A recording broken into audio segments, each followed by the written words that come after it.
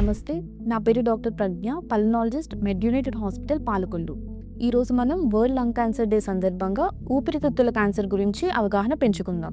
ఊపిరితిత్తుల క్యాన్సర్కి చాలా రిస్క్ ఫ్యాక్టర్స్ ఉంటాయి. దాంట్లో మొదటిది స్మోకింగ్, రెండోది సెకండ్ హ్యాండ్ స్మోక్. మనం సిగరెట్లు కాల్చకపోయినా పక్క వాళ్ళు సిగరెట్లు కాల్చినప్పుడు వచ్చే పొగను పీల్చడం వల్ల మనకి ఇబ్బంది అవుతుంది. మూడోది family history. First degree relatives అంటే మన సిబ్లింగ్స్, అంటే అన్నదమ్ములు, అక్క చెల్లెళ్ళు, అలానే మన పేరెంట్స్లో కానీ ఉన్న మనకి రిస్క్ ఎక్కువ ఉంటుంది.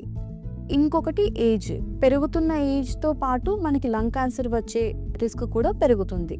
ఆక్యుపేషనల్ ఎక్స్పోజర్ అంటే కన్స్ట్రక్షన్ వర్కర్స్, వెల్డింగ్ చేసేవాళ్ళు, మైనింగ్, కోల్ మైన్స్లో పనిచేసే వాళ్ళు, ట్రక్ డ్రైవర్స్, బస్ డ్రైవర్స్, ఇంకా మెకానిక్స్, వీళ్ళందరికీ కూడా లంగ్ క్యాన్సర్ వచ్చే రిస్క్ ఉంటుంది.